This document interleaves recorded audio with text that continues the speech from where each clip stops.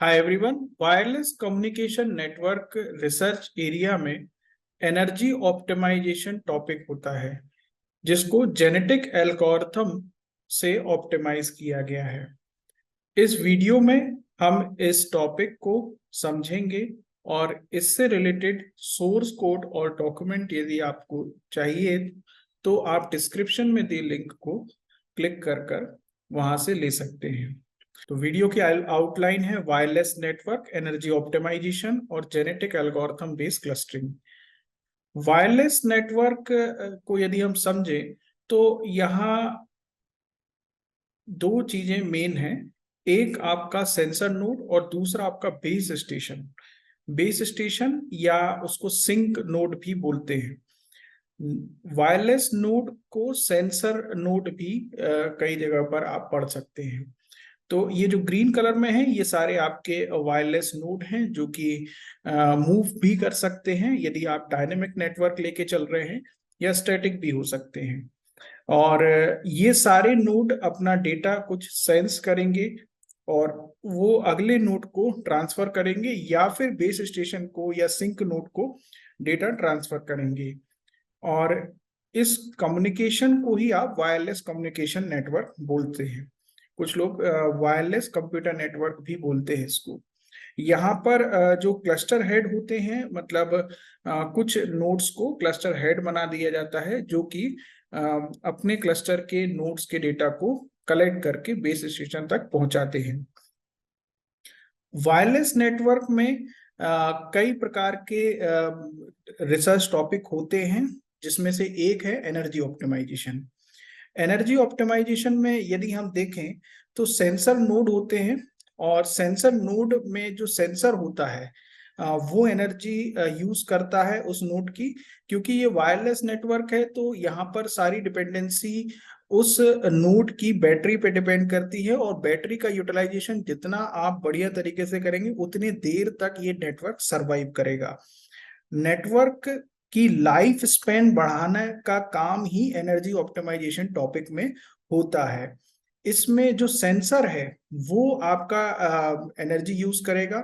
उसके बाद जो उसने सेंस किया है उसको प्रोसेस करने में, सिग्नल बनाने में जो एनर्जी यूज होगी वहां पर बैटरी खर्च होगी।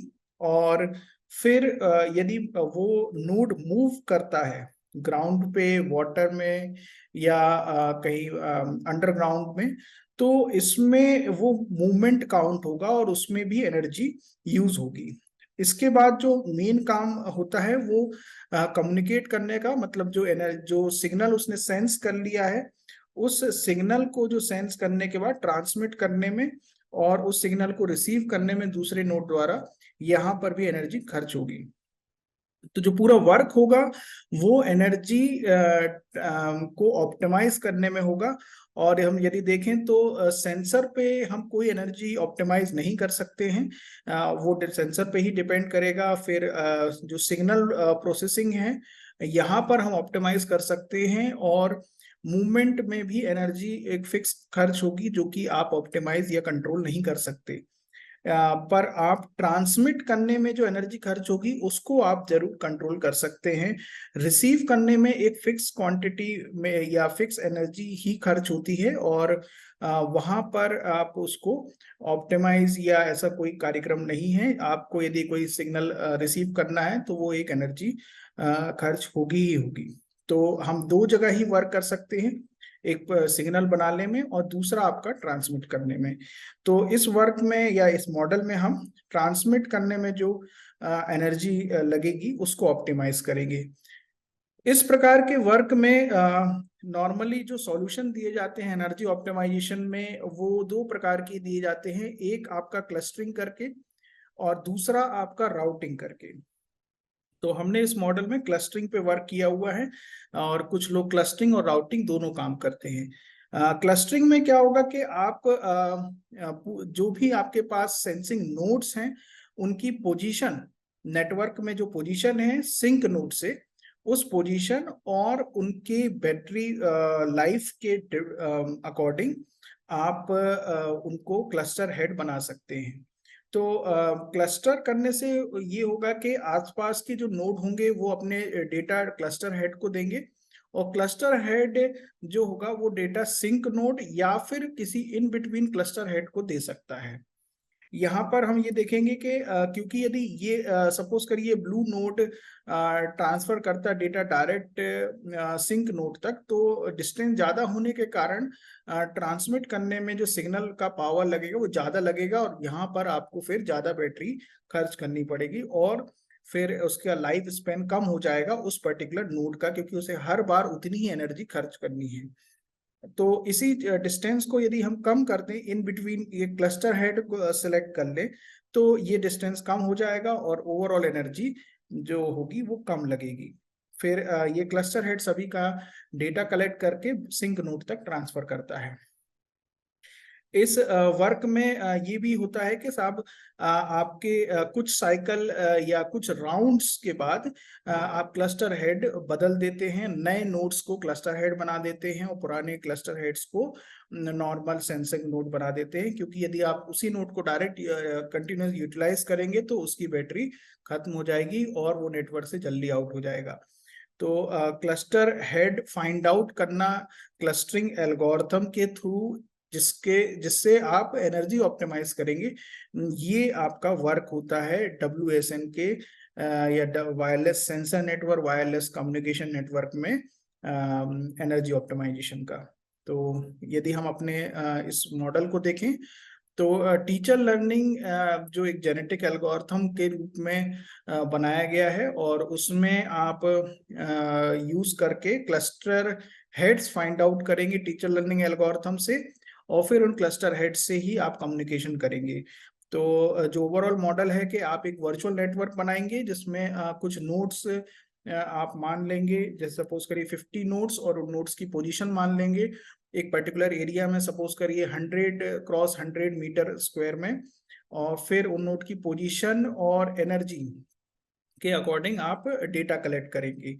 और फिर उसके बाद एक क्लस्टरिंग करने का फॉर्मूला होता है जिससे आप क्लस्टर पता लगा सकते हैं कि एक पर्टिकुलर एरिया में यदि फिक्स नंबर ऑफ नोड्स हैं, उनके पोजीशन से कोई फर्क नहीं पड़ रहा, पर जितने नोड काउंट और एरिया उसके बेस पे आप उसको कितने क्लस्टर में डिवाइड करना चाहिए, वो के वैल्यू आप जनरेट कर सकते हैं। फिर उस के वैल्यू के अकॉर्डिंग आप क्लस्टर सेंटर फाइंड आउट करेंगे, और उसके लिए ही आप टीचर लर्निंग ऑप्टिमाइजेशन एल्गोरिथम चलाएंगे, जिसमें टीचर फेस और स्टूडेंट फेस होता है, और इसका जो आउटपुट होगा वो क्लस्टर हेड्स होंगे। फिर उन क्लस्टर हेड्स के अकॉर्डिंग ही हम क्लस्टर सेंटर्स फाइंड आउट करेंगे। यहाँ पे जो फिटनेस होगी वो एक राउंड में लगने वाली टोटल एनर्जी कॉस्ट फिटनेस होगी। चलते हैं अब इसके बाद इस मॉडल के कोड की तरफ कि ये डेवलप हुआ है तो रन कैसे होता है, और हमने इसमें क्या क्या फ्लेक्सिबिलिटी दी है। तो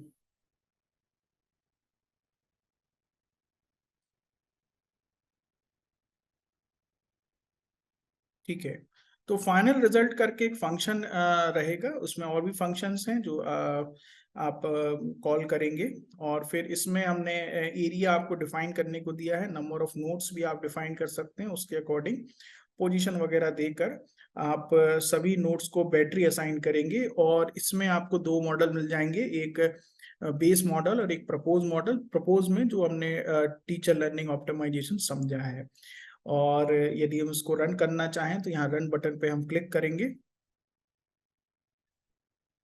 तो वो 200 नोड्स क्रिएट करके 200 क्रॉस 200 का एरिया उसने क्रिएट किया होगा, और फिर उसमें 100 नोड प्लेस किए होंगे, फिर उनके बीच में कम्युनिकेशन किया होगा। ये एक आउटपुट में ग्राफ जनरेट हुआ है, इसमें प्रीवियस वर्क और प्रपोज्ड वर्क का ये ग्राफ है। हर बार आप जब रोटेट करेंगे या रन करेंगे इस चीज को, तो अलग अलग ग्राफ प्लॉट होंगे, क्योंकि वो रेंडमली पोजीशन असाइन करता है।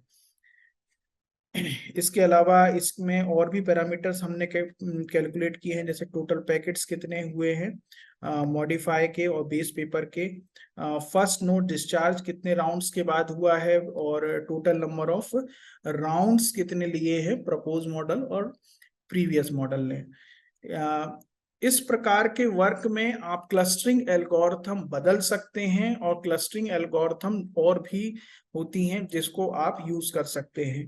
हमने इस वर्क पे, इस रिसर्च टॉपिक पे कई सारे मॉडल्स बनाए हैं जिसमें क्लस्टरिंग, राउटिंग और चैनल सेंसिंग पे वर्क किया है। इस प्रकार के मॉडल को और भी आप यदि समझना चाहते हैं तो आप मुझे कमेंट कर सकते हैं। आपके रिलेटेड डाउट्स को मैं सॉल्व करूंगा। और आप मुझसे बात करना चाहते हैं तो डिस्क्रिप्शन में लिंक दी हुई है, आप वहां से मेरा नंबर ले सकते हैं। और इससे रिलेटेड जो कोड मैंने आपको दिखाया है, इसको आपको चाहिए तो आप उसी लिंक से डाउनलोड कर सकते हैं। मेरे हिसाब से आपको ये बात समझ में आई होंगी कि WSN या WCN या वायरलेस कम्युनिकेशन नेटवर्क में एनर्जी ऑप्टिमाइजेशन पे यदि वर्क करना है तो आपको क्या डोमेन पकड़ना है। इसके अलावा आप मेरे से और भी कोई चीज पूछना है तो पूछ सकते हैं। Thanks for watching.